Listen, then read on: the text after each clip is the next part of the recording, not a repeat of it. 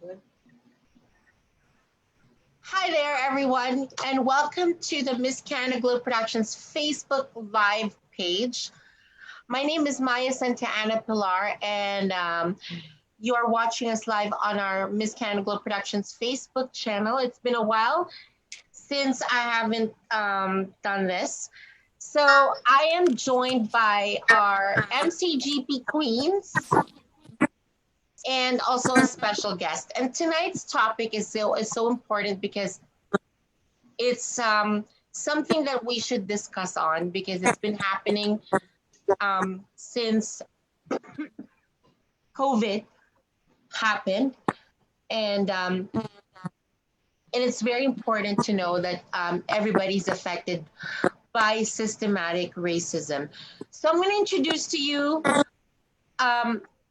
our girls of MCGP. And Carrissa, I hope you are online because your camera is connected because she's our special guest. So Carrissa, please turn on your camera and your microphone. So I have first and foremost Alexa Gabriel, our Miss Teen Canada Petite 2019-2020. Hi, Alexa. Hi, Tita. And I have Vanya Shastri, our Miss Canada Petite 2019-2020. Hi, Maya. And we have Arshdeep Purba, who's our Miss Canada Globe 2019-2020. Hello. And our special guest, Carrissa, please turn on your mic, your audio. Carrissa Auger, or Carrissa Lowhorn, when she was still single. And she was our Canadian Scholarship Ambassador 2011-2012. And she represented Canada at the Miss Tourism Planet, Greece in 2012. Then she represented United States of America at the Miss Globe 2013 pageant. And then she became our legacy queen. And then she goes more. We will talk about her. But ladies, how are you guys doing? Starting with Alexa, how are you? Good, Tita. How are you? If you can come close to the microphone so that I can hear you better, okay? Yeah, sure. The chair won't move. I'll move manually. I'm doing good, Tita. How are you? I'm good. So life in Calgary is good? Life in Calgary is good. How's it like in Toronto? Very beautiful weather. That's good. And Vanya, how are things there? BC's doing really good. The weather's been amazing, and I think people have done well under the circumstances with all the restrictions, but the beaches are opening back up, so it's starting to get crowded again. Oh, that's nice. I hope everyone's practicing social distancing. Yeah, 100%. We are not free of COVID yet. No. So, okay, so Arshdeep, is Arshdeep there? Okay. Arshdeep, please remove, okay. So how are things in Vancouver? Because you just moved back from Alberta. Yeah, it's beautiful here. I'm excited because this is where like my workplace, my creative place is. It's like my second home. So I'm happy to be back here. It's after 3 months, a long time. That's good. So Carrissa, how are things in Calgary? Pretty good so far. We're just kind of practicing social distancing and keeping my circle small with just family and friends. Okay, so ladies, let's talk about the topic. But first and foremost, Carrissa, you are an indigenous woman. So you are actually, you are Cree. You are Cree, right? No, Blackfoot.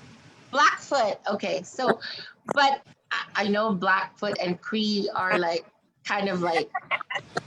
Oh, my husband's Cree. Well, but I mean, everybody's First Nations. That's the most important thing, right? Yeah. So tell us your life being being an indigenous woman, and because it's been going on, systematic racism has been going on for a long time, and it's not only about like minority or different kind of like national minorities, but being a First Nation, you are the first people in our land. And tell us about your life as an Indigenous woman. Well, I grew up on one of the second largest reserves in Canada, and I have never went to a Native school, but I've had a lot of I've kind of went in around the surrounding communities. I have experienced systematic racism within school, but thankfully later on in life I haven't really experienced too much racism throughout my life. I think a lot of times people think that I'm not Native based on because I'm successful, or I just look different, or they just have this image of how Native should look. Because I've had people like say, "Oh, don't Natives drink a lot," and I've had comments like that. But I've had a lot of family and friends be affected by racism, but nothing too direct where it has really impacted my life to the point where I'm not proud. I'm very proud to say I'm an Indigenous woman, and but yeah, I've done the pageants, and I've been given the opportunity to showcase my culture and who I am as a First Nation woman, and just represent other First Nations and kind of open the doors for other First Nations women who are wanting to do this kind of pageantry. And I think I'm seeing it more and more, where there's a lot of younger Indigenous women who are following that route. The reason why I got into pageantry was because I heard of the scholarship. I was always big on education. And thankfully I won that part, and it just kind of helped me advocate for, I gave talks to different schools, and from there that just kind of confirmed my passion for being in education.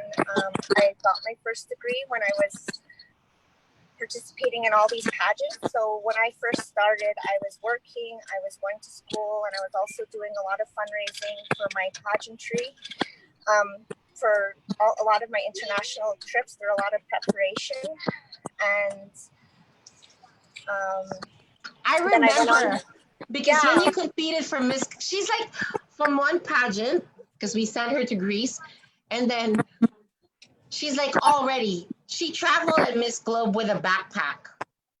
But just to let everybody know, Carrissa completed her contract with MCGP. And that's the reason why she got her scholarship. And she got her scholarship from MCGP. She got all the prizes that she was promised to because she completed her contract. And you know, Carrissa, about our mission about the Sisterhood Mentorship Program, where you have to mentor 5 girls, right?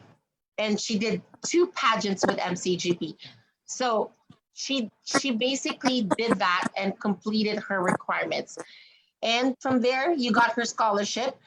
And I just wanted to ask, how did the scholarship help you? The scholarship that you received from MCGP? Well, being a student at the time, that was really helpful. Financially. You received a $5,000 scholarship, right? So, yeah. Plus and then the commissions. A lot of things too is I have a big list of volunteer work that I have used for my resume. Like my resume was full every year, like multiple events that I've attended. That really looks good on your resume. It's good to see that it's consistent throughout the years and there's no gaps, because with Miss Canada Globe you are required to attend a lot of charity events and to take pictures and to promote it. but yeah, so I've always been really busy while doing these pageants, but I was able to do it. I was always working, school, and these pageants, and then everything. You were so active. You Yeah. were so active during your time. And not only that, you've completed 3 degrees. Yeah. So then I went on to complete my master's in education. Then I went back and did my BEd.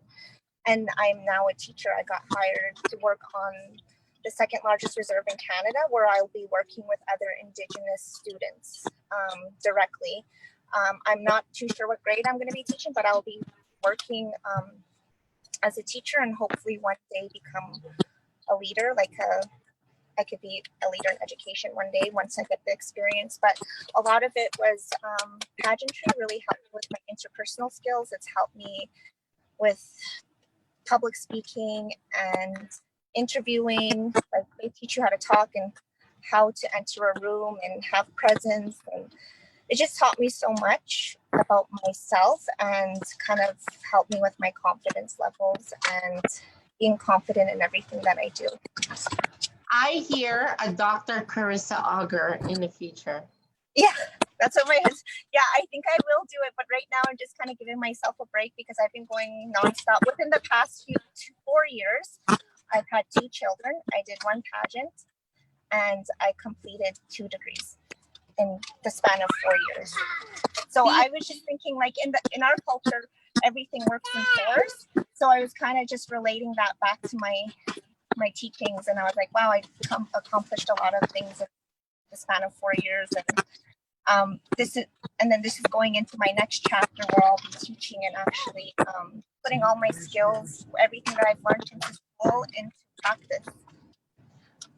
And that's the reason why I'm so proud of you, Carrissa, because the first time I met Carrissa in the pageant, she was very shy.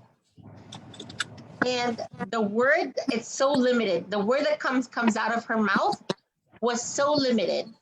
And look at her now. She can eat the microphone. That's what pageant does to a girl.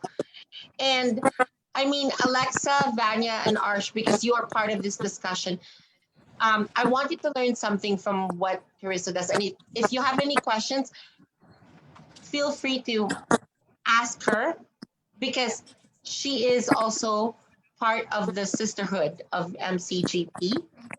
And these are our 3 reigning queens who have done so good so far in their reign. And I want them to look up to you of what a legacy queen, because you are an MCGP legacy queen. You've been granted that honor when? 2014. Did you still keep the crown? Did you keep the crown safe? The one that I designed? I designed their legacy crowns. I think I still have the sash, like all my sashes. I actually just want to get them organized and put together. One of my favorite titles that I've won. It's so funny because I went to Greece and then I went to Albania. I won the 2 same awards when I was there, which was Miss Cosmopolitan, which is someone at ease with many different cultures, which I'm really proud of because my first degree is in international indigenous studies, so that focuses on all the indigenous cultures across the country. So the directors and everybody that gave me that award, I feel like they just seen that I was able to connect with all of the other people, like all of my other pageant contestants. Like, for example, just because China couldn't speak English, Miss Taiwan was there to interpret that, or because they had the same dialect, they could understand, and she'd be talking to me, like she'd be so interested in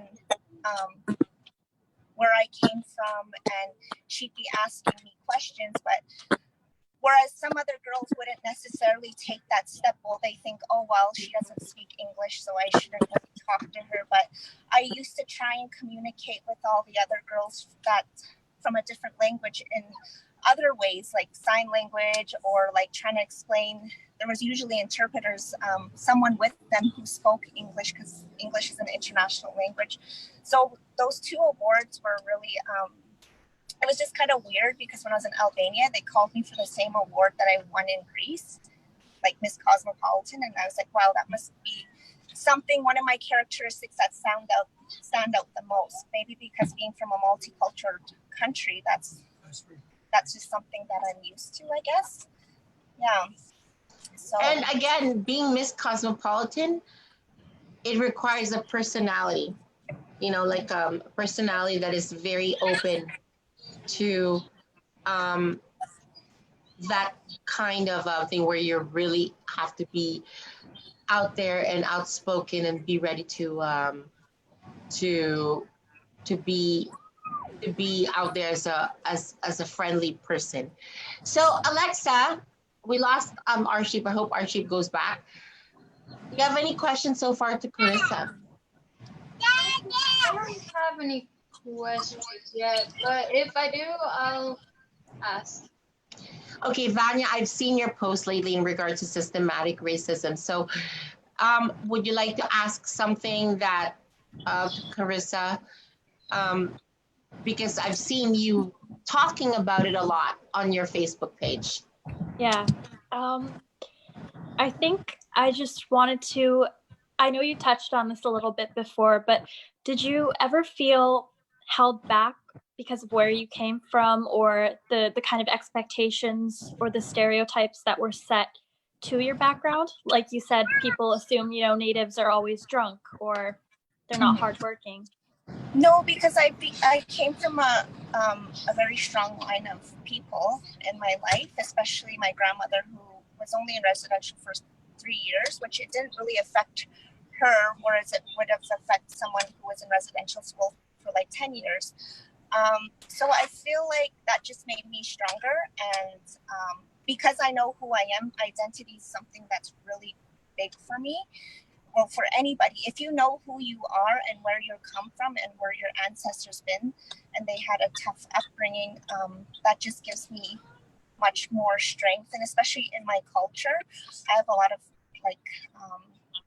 I grounded myself in my culture to the point where I'm not very scared of the things that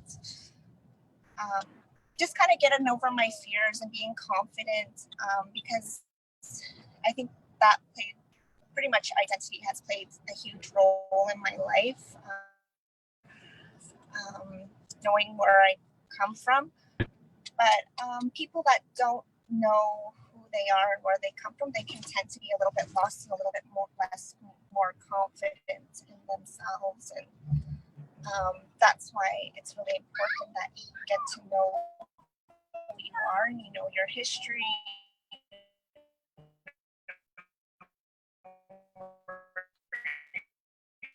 I think she's like breaking up. Carrissa, you're there? Yeah, sorry. Okay. Arshdeep, do you have any questions? Sorry, Arshdeep, do you have? I was Go ahead. say Go that, ahead. I'm still very connected to my community. I'm always there with my family, so I do know the struggles that they go. Like I know I've seen it a lot on my Facebook, where there's a lot of my friends and family that have experienced racism. Like right now, we have a lot of cases of COVID on our reserve, and it's getting to the point where there's some local businesses are they're not allowing some First Nations in there because they think that because they have that stigmatism that it's their fault that they got discriminated. It can happen to anybody, and it's not like it's not something that you can predict or prevent. It just happens. I've had a lot of family and friends that have been affected by it. So I think we just need to, like Henshaw, I think she just, Dr. Henshaw, she talked about it and talked about how it's not anybody's fault that this is happening. Like this is happening to everybody in a different way. So, yeah. Arshdeep, do you have any questions for Carrissa? Yeah, I was just wondering, like, I just want to know your opinion and your perspective, but do you feel like there's like a lack of education on everything that's happened in the Indigenous community and what happens even till this day?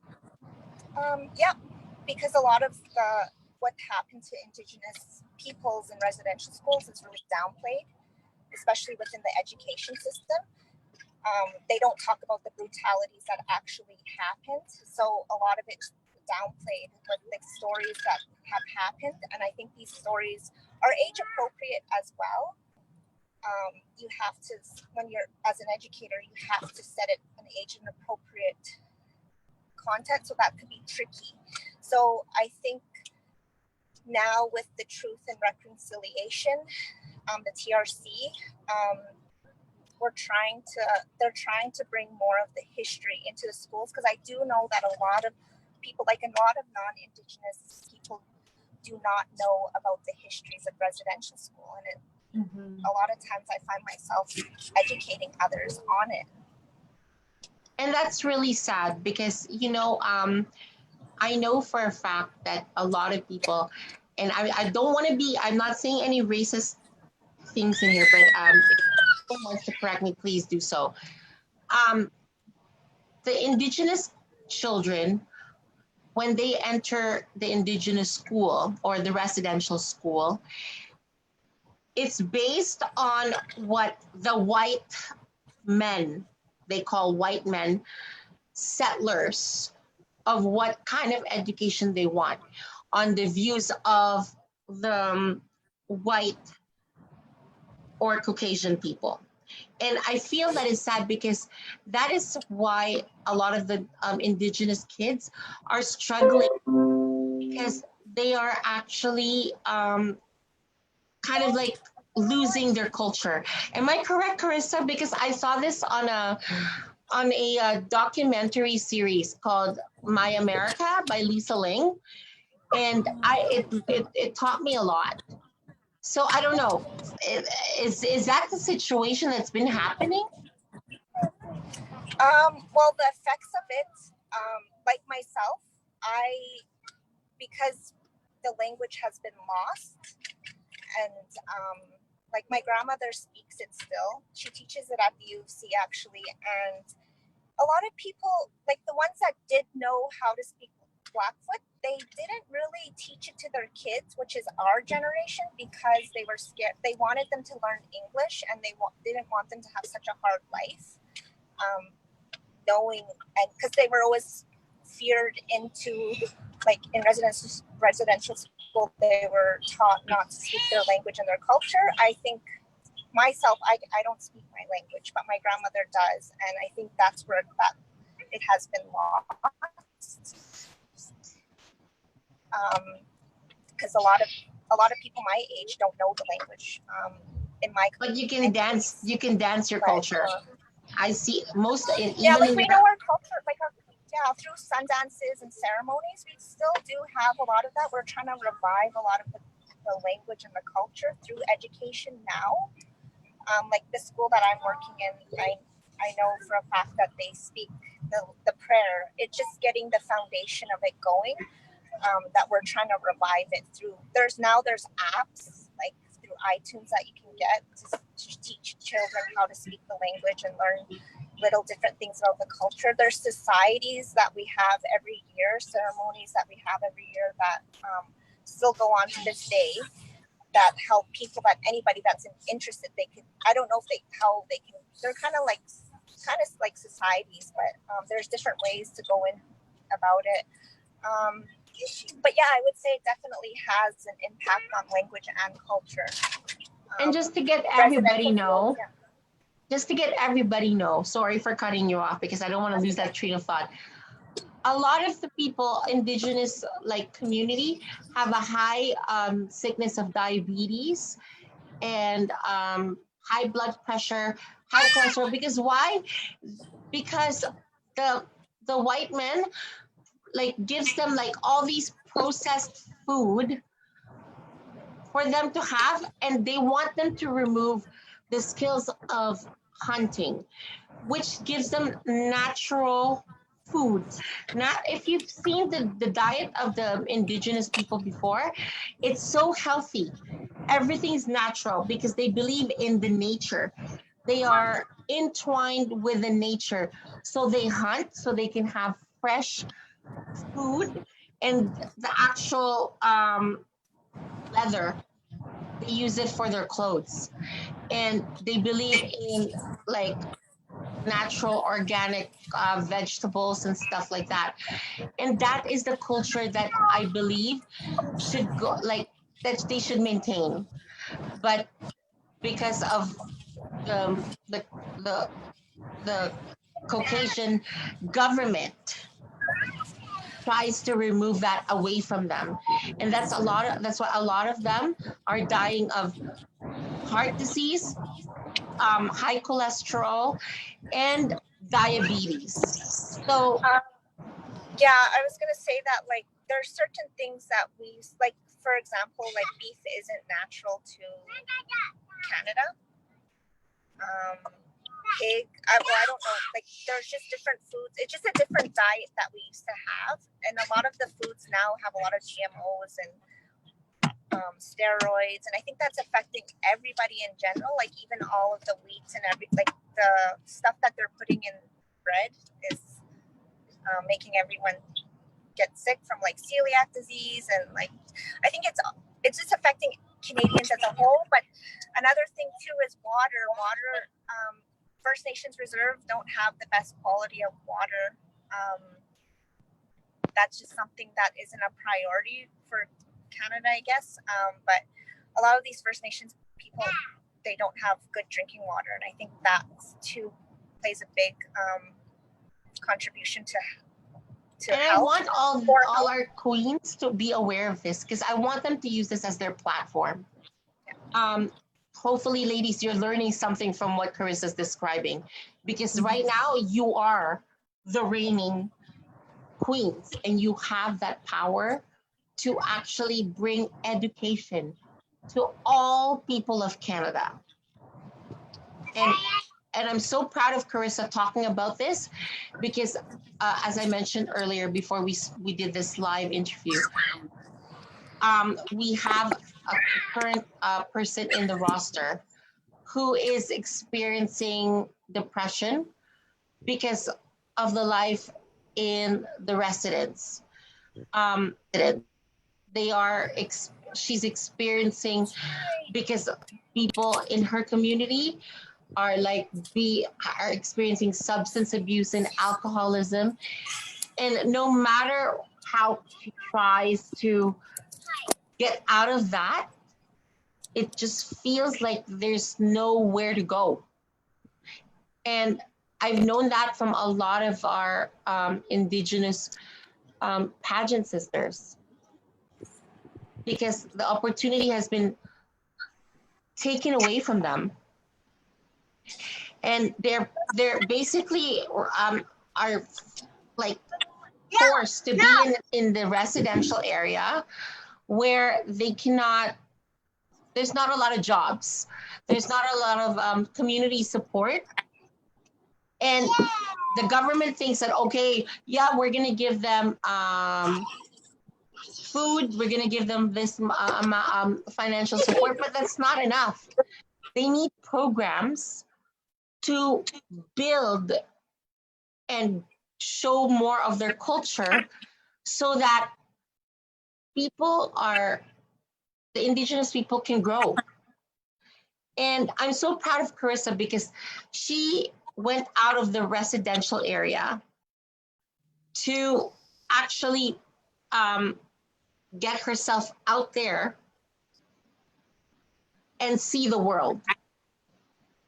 And that's what I want for all indigenous girls to experience, because I know I've met a lot of indigenous girls who've been in our pageant, and once they experience competing nationally and then competing internationally, they tend to understand more about what it is to represent Canada. And they tend to understand more about living and meeting other people and being an actual ambassador, promoting the actual culture of Canada, which is indigenous, right?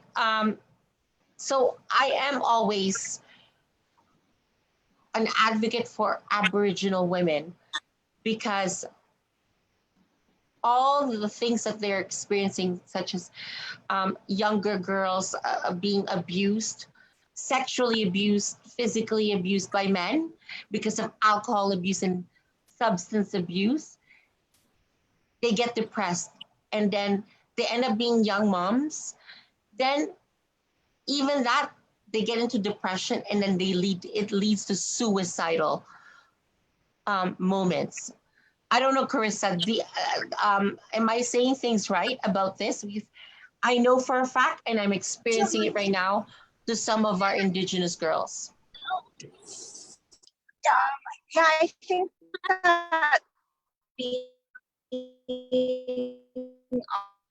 living on reserve You're cracking. because there's not versus jobs or support, family that was support. Can you hear me now? Yes. So family plays a big role in someone's success. A lot of times, but I'm lucky that I came family. Like, I don't drink. My husband, we just practice living a healthy lifestyle. My family is very supportive of me, my husband, and but I could see that happening if you live on a reserve. That support, there's a lot of things that are going on right now. There's a lot of drug abuse right now. Just within the last few years, our reserve has gone, we've had opioid crisis. Now with this pandemic, a lot of First Nations people don't know how to deal with this. It's affecting a lot of people's mental health. And you're seeing a lot of different, my husband works fire and EMS on my reserve in Siksika, and there's a lot of the calls are drug related. Or when I was living on the reserve, I would consider it not as bad. There was hardly anybody that really did drugs. It was more just alcohol related. But yeah, a lot of it stems from residential school, effects of residential school. And it just kind of keeps going and going until someone in the family stops the cycle, like I have with my children. I try to live, I live a very clean lifestyle. I don't drink, I don't smoke, not because I have children now and I need a role model to look up to. But with myself, I have a lot of cousins who look up to me, and I try my best to help them and guide them along their ways. And I'm always sometimes the person to come to when things go wrong. And I also do own a lash business on this as well. So I have a lot of I'm a little small business owner, and I do a lot of different just talking with a lot of my clients are First Nations. So I have a lot of I have a lot of friends and family. Just even with that, that's my they support me in everything that I do. They trust me, and yeah, I think it could be hard if you don't have that support. And so I'm always helpful, with the girl that Mayas is talking about. I'm open to guiding her and just talking from experience. I think it always helps when you're talking to another First Nations who's gone through it. And I think other First Nations feel comfortable with other First Nations. And just opening up that. And I really appreciate that, Carrissa, because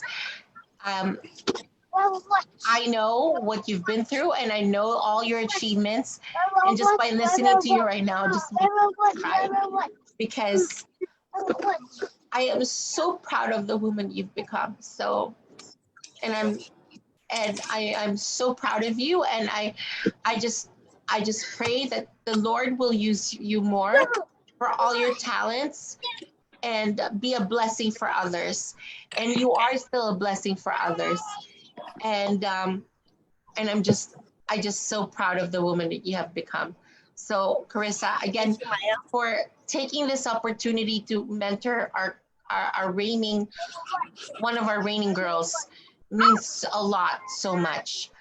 And I'm going to talk about systematic racism by myself and to all these queens, because we are not Caucasian.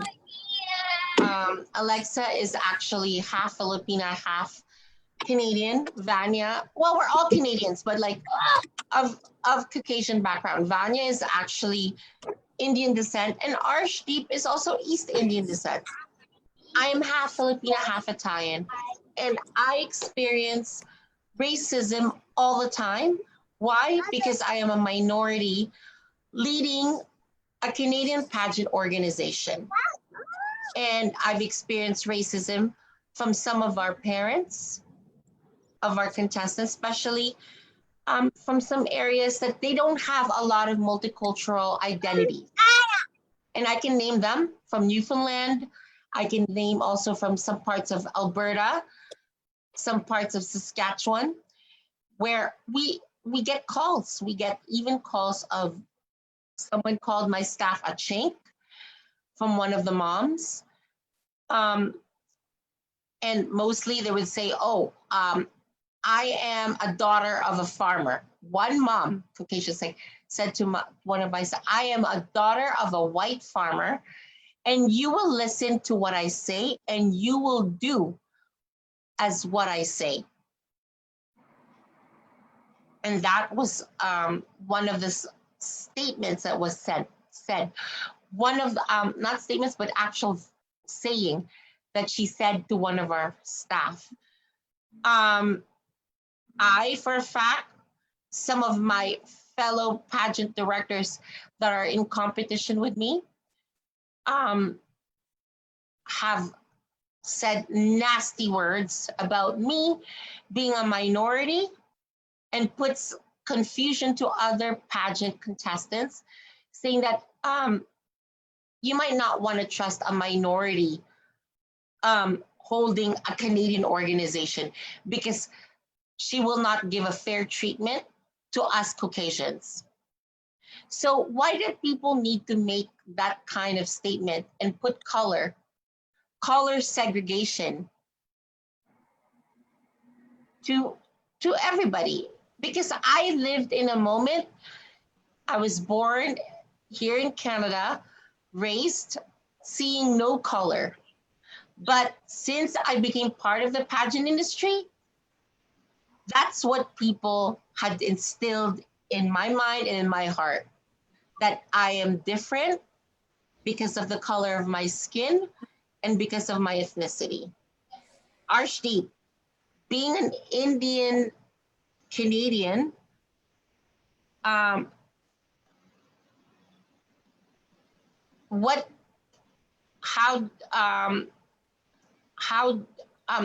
do you feel? It's kind of tough because I kind of feel like in the middle of both worlds. I don't really identify in one world itself.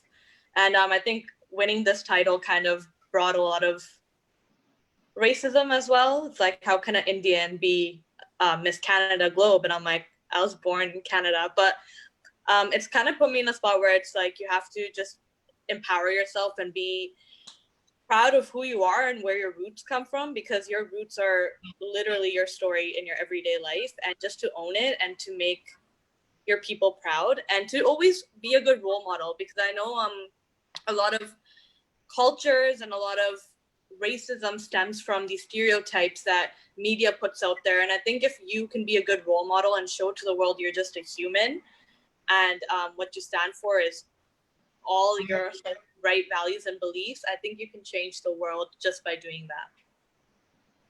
Okay, so like, how do you feel that some people might not be accepting of you being a Miss Canada Globe because of you being East Indian descent, but you were born here, but people don't like the fact that you are not the typical Canadian girl?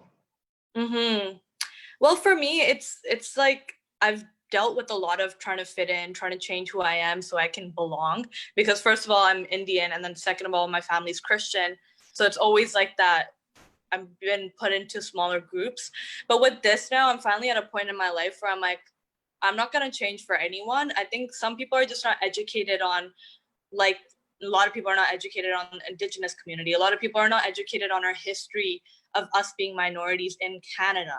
So I'm like, hopefully one day actions speak louder than words. If I can just show them and educate them, it'll be better. But if people are going to be people and we can't force someone to change, but we can like guide them, you know what I'm saying? So like, I'm hoping that one day I'm able to educate people on being a minority in Canada and what it means and what our stories are. And with the whole Black Lives Matter movement, I think that's the light is really being shed on being a minority in Canada and North America.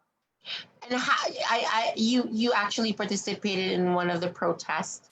Yes. How did that, tell us, how did that go? It went very well. Like, people see, like, on news, they show like this happened at a protest, this happened at a protest, but they never show the love and they don't show the community coming together. So I was in Calgary when it happened, and it was just such a loving and such an open environment where people were telling their stories. And I think it gives you like this empathy for other people's stories and being like, oh my God, she went through exactly what I went through like 3 years ago. We are literally on the same path, but just because media putting different colors and being afraid of different colors, that we separate ourselves from people. Okay, now Vanya, tell us about, how do you feel being an East Indian descent, and you were born in Canada as well? Mm-hmm. But So yes. for me personally, I grew up with the privilege of never facing racism, and that was surprising because I grew up in a mostly Caucasian neighborhood. All of my friends, my family, people I had relationships were, everyone was white, and being the only person of color, you would expect that I'd face more discrimination. But thankfully, I got support from my teachers, my friends, and everyone around me growing up. So when this movement started coming out in the light, like Black Lives Matter, and more about Indigenous women going missing, I felt like it was my job to speak out, because just because I have the privilege of not being targeted so far in my life doesn't mean I shouldn't speak up for my South Asian brothers and sisters or my Indigenous brothers and sisters. Same goes for the Black community. But I've had the fortune that ever since my win, nobody has said anything to me like, how can you be a Canadian queen? You're not really Canadian. Okay. So Alexa, tell us about, and especially with you, not only being like half Filipina, but also living in an autistic spectrum. Tell us about your experience in that kind of like the discrimination aspect. Well, I am half Filipina and also half German, but I was born in Canada. Being in the autism spectrum, there was no racism, and I'm very thankful that I didn't have to go through that, but I did have to go through a lot of ignorant people, and I can't change the way people think if they don't want to change, but it really hurts because I want them to see what I'm going through, but at the same time, they just don't understand, and I think that's just a lack of understanding. And now with everything going on with the different races in the world going through racism and discrimination, I feel that it's very important to shed light on the situation and help those in need and give them support. Thank you so much, Alexa. So Carrissa, I just wanted you to ask you, what can you tell girls who are, actually, she just left us. So I was, maybe she's like, hi, Carrissa, sorry. Thank you very much for coming back. So what can you tell the girls who are Indigenous, who are actually, feels like they're stuck in their situation right now, and it feels like they don't have hope. I will always say, for me, from my own point of view as well, I just want to say to all Indigenous women, to all Indigenous family out there, that I will always have and continue my work to be an advocate for Indigenous people, Indigenous young girls and women. And I know I'm not Indigenous, but I am also a minority, and I believe that everyone should be equal. And to all Indigenous girls out there, like, I'd like to ask you, Carrissa, what would be your message to these girls? I would say just to keep rooted in your culture and learning your language, and that will give you strength in who you are. Carry out anything that they're able to do with confidence and strength. That will help them along the way, and just being true to yourself and just living a clean, healthy lifestyle. I think that's and asking Creator to always guide you along the way in everything that you do, to direct you, because you will end up where you're meant to be. But tell all the Indigenous girls out there who are thinking of entering pageantry, what has pageantry meant to you, especially having the experience of going internationals? Yeah, well, pageant teaches you to be, you pretty much become a very well-rounded person. You will become skilled in a lot of areas in your life. You will discover the things that you thought you could never do in your life. It teaches you to have thick skin, because people are always judging you, and no matter what, it kind of just teaches you not to take everything to heart, because when someone's having a bad day and treating someone else poorly, it doesn't reflect who you are, and as a person, it reflects their how it reflects them as a person. Thank you. Arshdeep, any words to all Indigenous girls out there, Indigenous women? Yeah, I think it's so important to shed light and educate, because a lot of people are just live by stereotypes, and you just owning who you are and just being so proud of your culture makes us curious about what is this about, like tell us more, and like just spreading love and passion and just owning it, because you have a story to tell and your story is so important. Thank you. Vanya, what is your message to all Indigenous girls out there? I'm not Indigenous, but I'm a minority woman myself, and I hear you, I stand with you, and your stories are absolutely valid, and you've always got a friend in me. Thank you. Alexa? I just wanted to say to all of the Indigenous girls and women out there, and to all Indigenous people, I know that racism and discrimination is something you are dealing with, especially right now, but we are all human, and we all have blood in our veins. And I know that, sorry, and you are beautiful, and you don't be ashamed for who you are. Thank you. And this is my message to all the Indigenous girls out there. I know how you feel being in a situation where you think that there's no hope, that you are stuck in an area where this is who you're going to be and where you're going to be.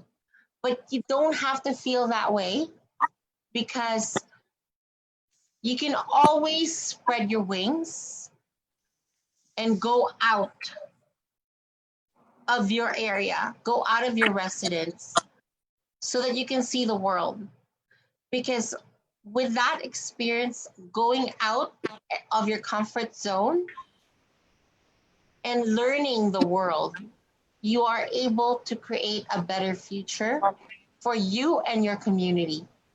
You'll be able to set an example to all the other Indigenous girls out there to dream, to make something of themselves. And the perfect example of that is Carrissa Auger, Ashley Culling Bull, and there are more Indigenous women who are actually in pageants that that actually excelled. Jolene Howe, who was our first Canadian Miss Teen Petite World, and she's also first Indigenous woman who was crowned Miss Teen Petite World. So there is a dream. There is something out there that you can pursue. There's something out there that you could see the world, for you to learn and for you to set up an example for your future generations. And I just have to say that I am there to show you that. And all these queens out there, including Carrissa, will be there to show you that and be able to mentor you that there's life outside the residence. There's a better life to educate yourself and get yourself to be a better person. You don't have to be stuck in that bubble where people are suffering from substance abuse or alcohol abuse. Because it hurts me. It hurts to see an Indigenous woman or Indigenous young girl, or even Indigenous young people in general, in the streets of Toronto, lying down on the ground because they're so high on crystal meth, they're high on drugs, and they're drunk, and begging people for money when you have rights to make yourself a better person. You have rights to get free education, free university education. You have more rights because of the fact that you are part of the generation that founded this country. So use that right, everybody. To all Indigenous people, use your right, use your privilege of being an Indigenous.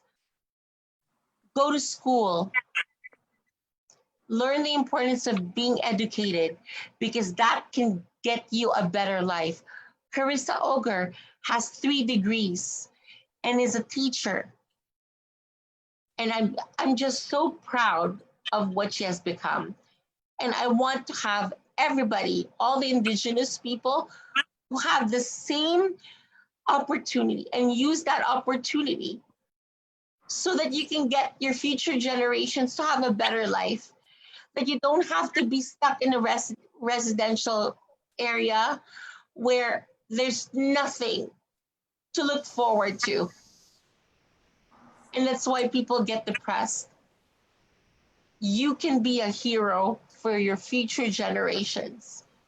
So take advantage of that. I'm sorry, I'm so emotional, but it does hurt me that people who founded this country